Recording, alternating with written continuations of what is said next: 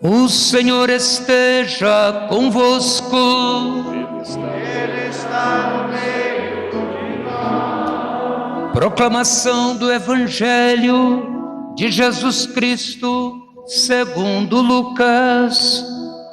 Glória a vós, Senhor. Naquele tempo, Jesus, cheio do Espírito Santo, voltou do Jordão e no deserto ele era guiado pelo Espírito. Ali foi tentado pelo diabo durante 40 dias. Não comeu nada naqueles dias e depois disso sentiu fome. O diabo então disse a Jesus: Se és filho de Deus, manda que essa pedra se mude em pão. Jesus então respondeu: A Escritura diz: não só de pão vive o homem.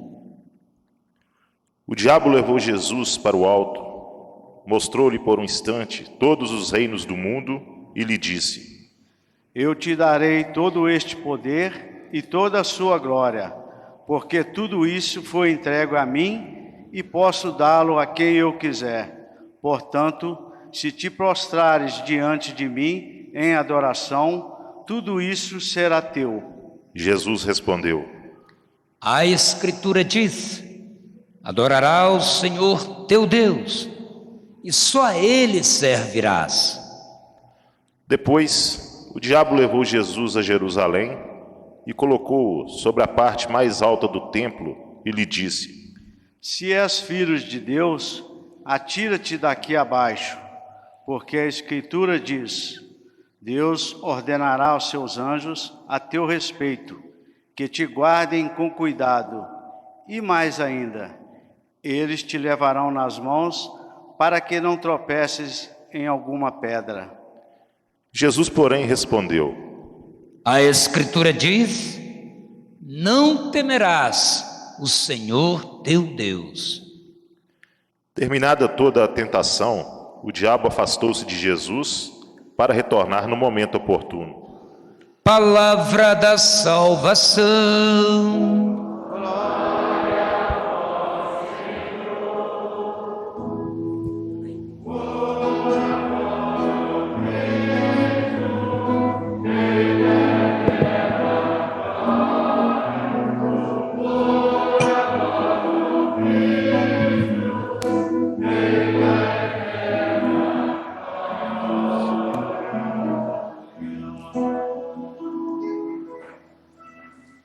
Com o bom Jesus, aprendemos a vencer as tentações. Vamos repetir?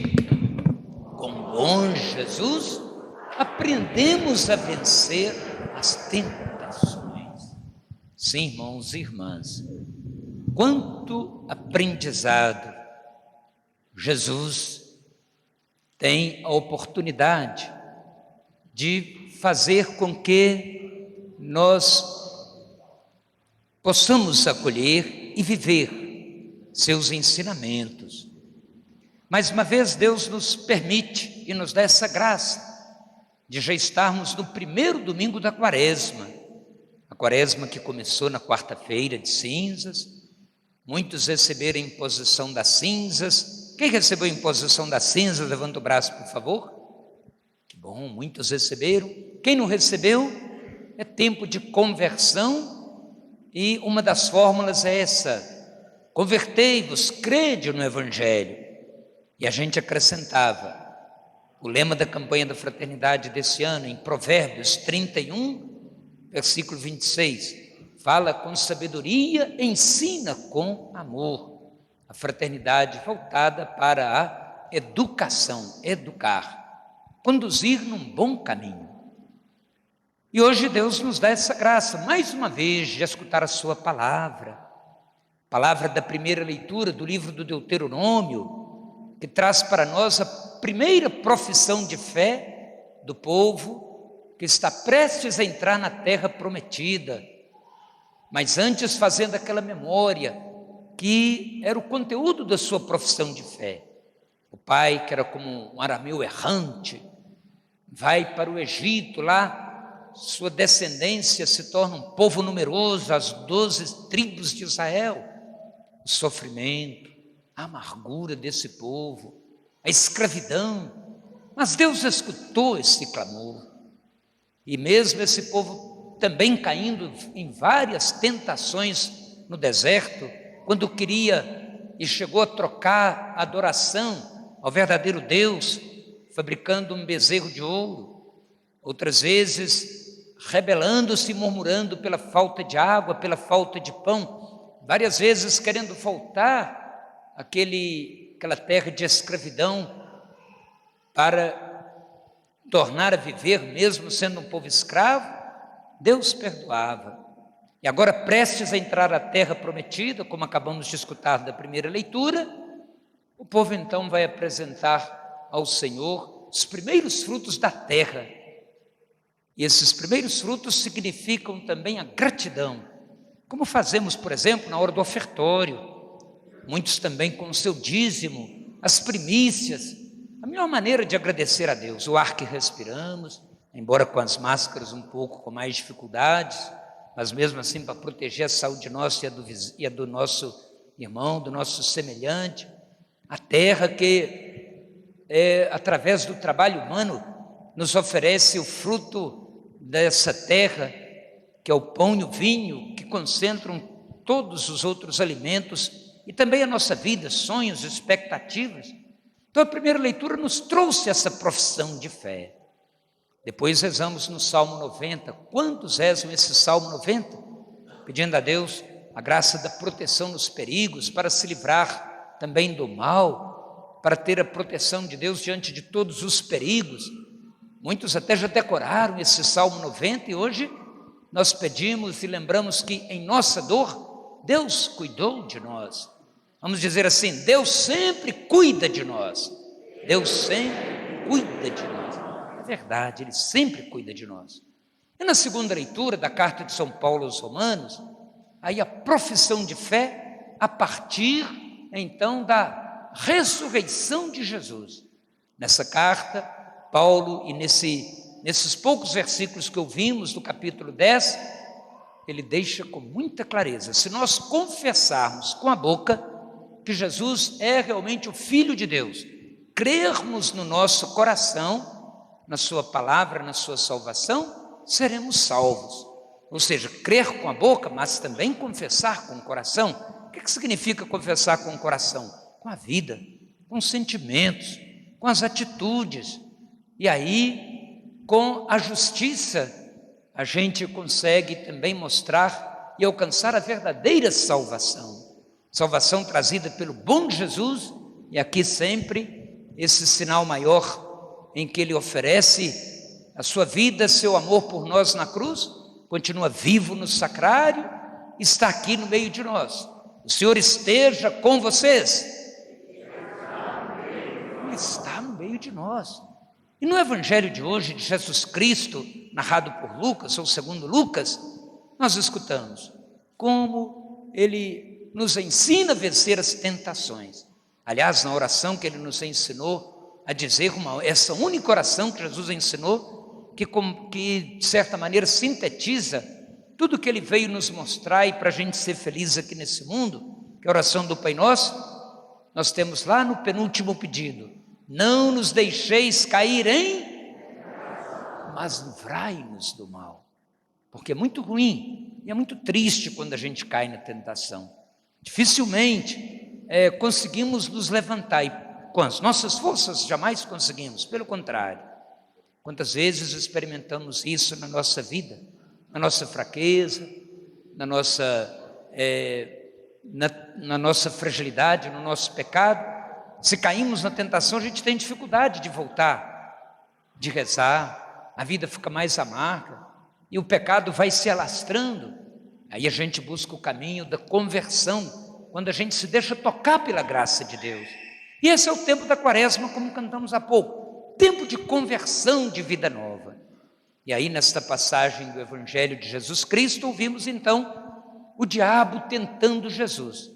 Mas antes, Jesus passou 40 dias no deserto. Vamos tentar recolher aqui 3 elementos de um comentário da Liturgia da Palavra, que o Padre Geraldo Martins da coordenação da dimensão sociopolítica, partilhou conosco nesses dias.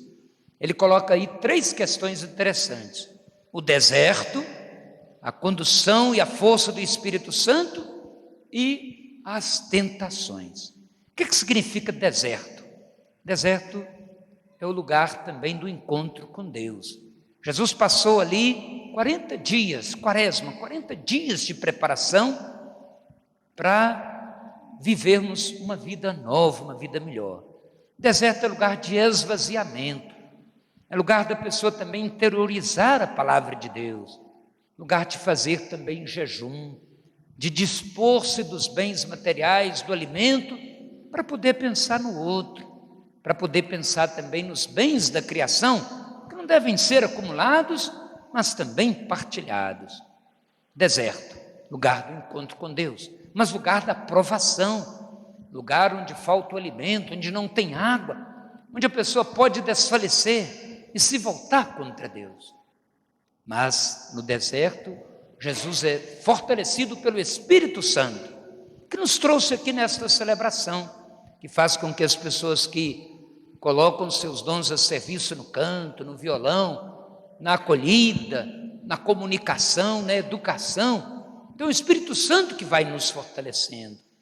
E é esse Espírito Santo que dá força a Jesus para vencer as tentações. A gente pode pensar, mas Jesus é Deus. É claro que ele não ia cair, não ia ceder na tentação. Mas vejam bem, o diabo se aproxima. A palavra diabo significa diabólico. Aquilo que é diabólico não tem jeito de dialogar. Diálogo é o que une, é o símbolo diálogo, o que sintetiza. E para haver diálogo é preciso haver respeito, é preciso haver também tolerância, é preciso haver também acolhida, escuta, discernimento, para chegar a um consenso. Diabolos, aquilo que divide. Aí vem várias manifestações. A primeira, transformar a pedra em pão. É o milagre, é a magia, é tudo ficar fácil. Podemos dizer, fazer tudo prazeroso. Eu não preciso me preocupar, basta eu transformar a pedra em pão. E usando, olhem bem a astúcia do demônio, do diabo, a palavra da Escritura. Mas em todas elas, Jesus que conhece a Escritura, mas segue a Escritura, e é que está a diferença. Não basta só conhecer a palavra de Deus e não segui-la. O diabo conhecia, mas não seguia. Jesus conhece, ele é o Verbo encarnado. Ele de fato é o Filho de Deus, mas não cede à tentação. Ele não dialoga, mas vai mostrando a força da palavra de Deus, da Sagrada Escritura. A outra tentação, lá no monte, o diabo fala, tudo foi entregue a mim, os bens, a terra. É a tentação então do ter, é a tentação de ter tudo. Mas fala com Jesus, que vai ser de Jesus se ele se prostrar e adorar. Olha aí a idolatria, né? Trocar o verdadeiro Deus e adorar aquilo que domina, que escraviza os bens materiais.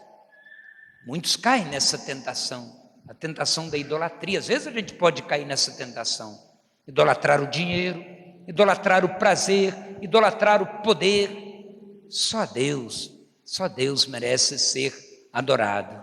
Na terceira tentação, diferente do Evangelho de Mateus, Lucas faz essa inversão, coloca a última tentação no templo, lá em Jerusalém, pois é em Jerusalém que Jesus vai terminar a sua missão.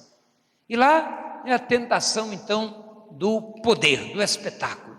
Imagina, né, Jesus, do alto do templo, sai flutuando, o povo aplaudindo, muitos dizendo, esse eu quero seguir, ele é o Deus, ele está trazendo tudo. Outros pensando, né, quem sabe eu vou ter vantagem com ele também, vou poder flutuar com ele, vou poder dominar. Em momento algum Jesus caiu nessa tentação também, e vai dizer, adorarás somente ao Senhor teu Deus. Então a palavra de Deus hoje nos ajuda a retomar esse caminho de reconhecer que só existe um único Deus a quem a gente deve dobrar os joelhos. E nesse dobrar os joelhos, daqui a pouco vamos fazer na hora da consagração, quando entramos aqui, fazemos a genuflexão diante do sacrário, reconhecer que esse Deus está presente também nos nossos irmãos, nos nossos semelhantes, está presente aí nessa casa comum que está sendo tão explorada, aqui perto de nós, mineradoras em toda essa região. Lá na Ucrânia, cada dia com mais dificuldade, com negociações que não chegam a nada, porque quem acha que tem o poder consegue então trazer insegurança, dor, sofrimento, mas tudo isso passa, tudo isso é passageiro, porque o bem já venceu e o mal não vai prevalecer. E ao escutarmos esta palavra de Deus, que a gente se deixe então iluminar por essa palavra, e no nosso dia a dia pedindo a Deus essa força do Espírito Santo, para vencer as tentações. E aí concluímos, para vencer as tentações, na quarta-feira de cinzas, Jesus nos lembrava e dá este exemplo, o jejum, para a gente não ficar apegado ao alimento, e pensar naqueles que não têm nada, e o mínimo para comer. A oração, que faz a gente reconhecer que só existe um único Deus, orar, dialogar com Deus, e a caridade, que é a obra de misericórdia, viver plenamente o que o bom Jesus nos ensina. Então, pelo jejum, pela oração, pela caridade, pela penitência, que o Espírito Santo nos ajude. E aí, como rezamos na oração da coleta, progredir no conhecimento de Jesus Cristo e corresponder ao seu amor por uma vida santa. Como progredir nesse conhecimento de Jesus? Como corresponder ao seu amor por uma vida santa? Pensemos um pouco.